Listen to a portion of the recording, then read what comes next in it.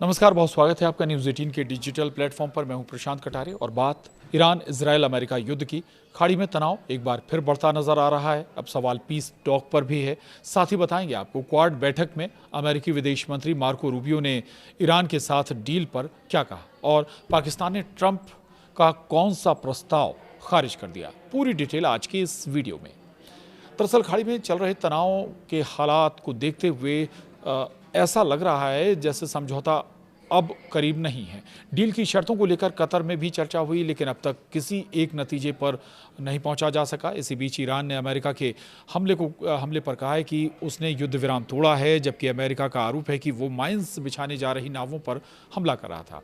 इधर पश्चिमी एशिया में जारी युद्ध थमता नजर नहीं दिख रहा है। अमेरिका और ईरान के बीच अब तक कोई औपचारिक युद्ध विराम समझौता नहीं हो पाया है और हालात फिर से बिगड़ते नजर आ रहे हैं। पिछले 48 घंटों में तनाव तब और बढ़ गया जब ईरान ने अमेरिका पर युद्ध विराम तोड़ने का आरोप लगाया। ईरान का कहना है कि अमेरिका ने दक्षिणी प्रांत होर्मुजगन में सैन्य कार्रवाई कर संघर्ष विराम का उल्लंघन किया है। दरअसल अमेरिकी सेना की सेंट्रल कमांड सेंटकॉम ने सोमवार को दावा किया था कि उसने दक्षिणी ईरान में मिसाइल ठिकानों और कुछ नौकाओं पर हमला किया। अमेरिका के मुताबिक ये नौकाएं खाड़ी क्षेत्र में समुद्री बारूदी सुरंगें बिछाने की कोशिश कर रही थीं। इसके जवाब में ईरान की रेवोल्यूशनरी गार्ड ने दावा किया कि उसने अमेरिकी विमानों को निशाना बनाया जो कथित तौर पर ईरानी हवाई सीमा में घुसने की कोशिश कर रहे थे। ईरान के विदेश मंत्रालय ने बयान जारी कर कहा है कि अमेरिकी सेना लगातार गैरकानूनी और उकसावे वाली कार्रवाई कर रही है और पिछले 48 घंटों में उसने युद्ध विराम का खुला उल्लंघन किया है। अब बताते हैं आपको आखिर ईरान युद्ध में अब तक क्या क्या हुआ है।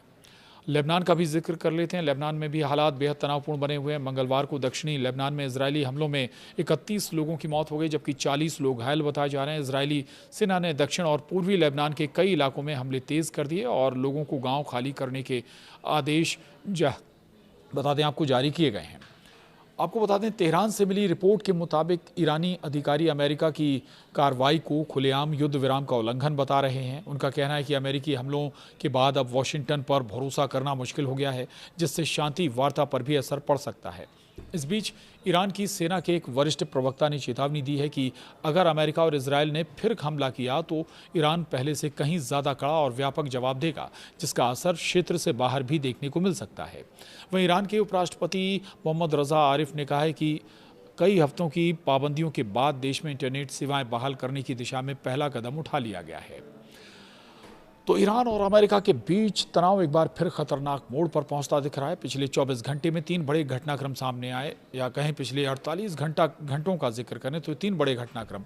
ईरान ने अमेरिकी स्ट्राइक्स के बाद बदला लेने की धमकी दी। वहीं क्वाड बैठक में अमेरिकी विदेश मंत्री मार्को रूबियो ने कहा कि ईरान के साथ डील में अभी समय लगेगा। इसी बीच पाकिस्तान ने ट्रंप के इजरायल को मान्यता देने वाले प्रस्ताव को खारिज कर दिया। हॉर्मुज़ जल रमरू मध्य में एक बार फिर बढ़ता तनाव अब वैश्विक तेल बाजार, जो कि पहले से ही प्रभावित है, उस पर और बड़ा संकट आने की आहट दे रहा है। दुनिया एक बार फिर उस मोड़ पर खड़ी दिखाई दे रही है जहां एक छोटी चिंगारी भी फिर से पूरे मिडिल ईस्ट को आग में झोंक सकती है। बीते 24 घंटे में जो 3 बड़े घटनाक्रम सामने आए हैं, उन्होंने वैश्विक कूटनीति की धड़कनें तेज कर दी हैं। ईरान ने अमेरिका को सीधे जवाब देने की धमकी दी है। अमेरिकी विदेश मंत्री मार्को रूबियो ने क्वाड बैठक में साफ कहा कि ईरान के साथ कोई समझौता इतनी जल्दी नहीं होने वाला। वहीं पाकिस्तान ने डोनाल्ड ट्रंप के उस बड़े प्रस्ताव को ठुकरा दिया जिसमें इजरायल को मान्यता देने की बात शामिल थी। ये तीनों घटनाएं अलग अलग जरूर दिखती हैं, लेकिन इनके तार सीधे मध्य पूर्व की उस उबलती राजनीति से जुड़े हैं जहां तेल, ताकत और रणनीति का खतरनाक खेल चल रहा है। सबसे बड़ी चिंता हॉर्मुज़ जल डमरू मध्य को लेकर है।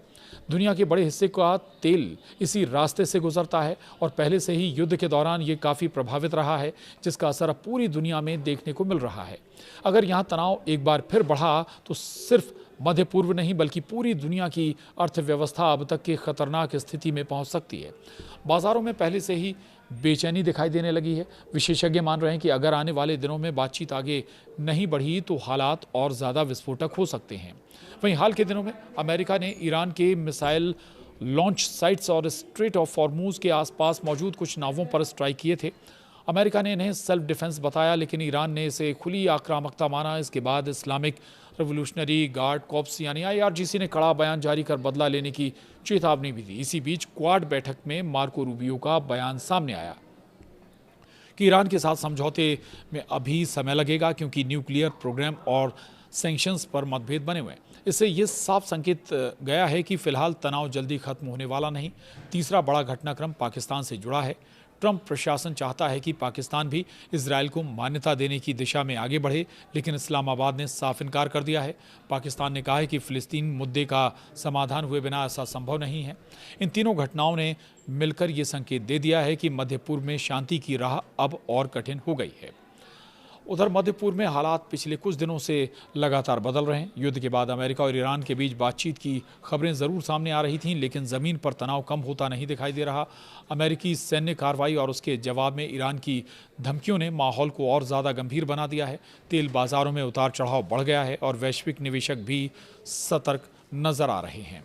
हॉर्मुज़ जल डमरू मध्य में किसी भी तरह की अस्थिरता दुनिया के लिए बड़ा खतरा मानी जाती है, क्योंकि यही दुनिया के सबसे बड़े तेल रूट्स में से एक है। वहीं विशेषज्ञों का कहना है कि इस पूरे संकट में सिर्फ सैन्य टकराव ही मुद्दा नहीं है, बल्कि कूटनीतिक संतुलन भी दांव पर लगा हुआ है। चीन, रूस, अमेरिका और खाड़ी देशों के हित इस इलाके से जुड़े हुए हैं। ऐसे में अगर हालात बिगड़ते हैं तो इसका असर एशिया से लेकर यूरोप तक दिखाई दे सकता है।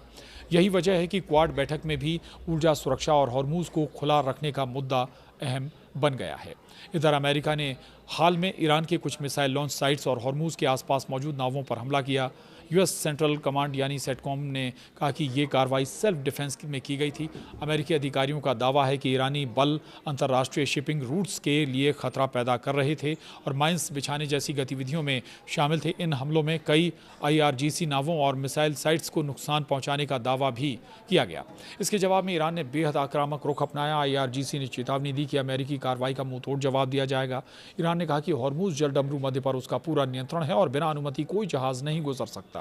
ईरानी अधिकारियों ने दावा किया कि पिछले 24 घंटे में 25 जहाज सुरक्षित रूप से हॉर्मुज़ से गुजरे, लेकिन तनाव बना हुआ है। IRGC ने यहां तक कहा कि जरूरत पड़ने पर जवाब क्षेत्र के बाहर भी दिया जा सकता है।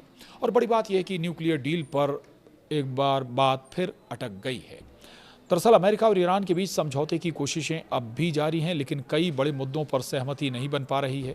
दोनों देश एक प्रारंभिक मेमोरेंडम ऑफ अंडरस्टैंडिंग यानी MOU पर काम कर रहे हैं, लेकिन असली टकराव ईरान के न्यूक्लियर प्रोग्राम और अमेरिकी प्रतिबंधों को लेकर है। ईरान चाहता है कि अमेरिका पहले आर्थिक प्रतिबंधों में राहत दे, जबकि अमेरिका चाहता है कि ईरान अपने न्यूक्लियर प्रोग्राम पर कड़ी सीमाएं स्वीकार करे।